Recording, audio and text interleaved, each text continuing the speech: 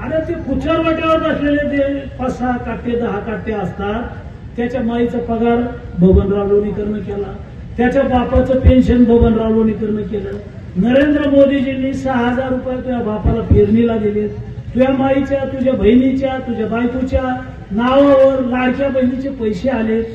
तुझ्या अंगावरचे कपडे आमच्या सरकारचे, तुझ्या पायातलं बूट चप्पल आमच्यामुळं आहे, तुझ्या हातातलं ते डबडं मोबाईलचं आमच्यामुळं आहे. अरे आमचंच घेतो ना, आमच्याच पेंड्यावर करतो, आम्हालाच बोलतो. जय महाराष्ट्र. आज आपण बघितलं असेल की या बीजेपी वाल्यांना किती माज आलेला आहे.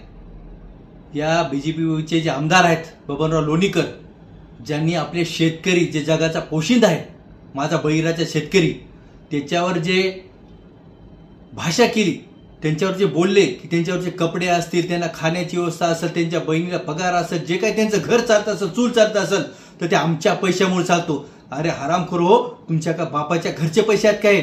शेतकरी राजामुळे तुम्ही जिवंत आहात. शेतकरी राजामुळे तुम्हाला अन्न 2 टाइमचं अन्न खायला भेटते. आज शेतकऱ्याची काय परिस्थिती आहे. पण एवढा माज या बीजेपी वाल्याला जे येत असेल तर यांना धडा शिकवल्याशिवाय राहणार नाही.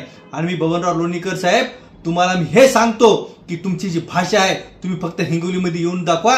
तुम्हाला चापकानं जे आमच्या बळीराजाला जे चापकानं तुमच्या भाषा शेतकऱ्याच्या हातामध्ये जे चाबूक असतो त्यानं जर तुम्हाला नाही फोडलं तर नावाचा गोपू पाटील नाही, शिवसेनेचा हा मावळा नाही, हे तुम्हाला सांगतो. बाळासाहेबांनी सांगितलेलं आहे की ज्यांनी कोणी जर अन्याय करत असेल तर त्याच्या कानाखाली वाजून न्याय मिळवून देण्याचं काम आहे शिवसैनिक आम्ही करत आहोत. आणि बबनराव लोणीकर ही जी तुम्ही भाषा वापरली याचं सडेतोड उत्तर हे शिवसैनिक तुम्हाला दिल्याशिवाय राहणार नाही. मी या गोष्टीचा तुमचा, बीजेपीचा आणि पूर्ण तुमचा पण मी निषेध करतो.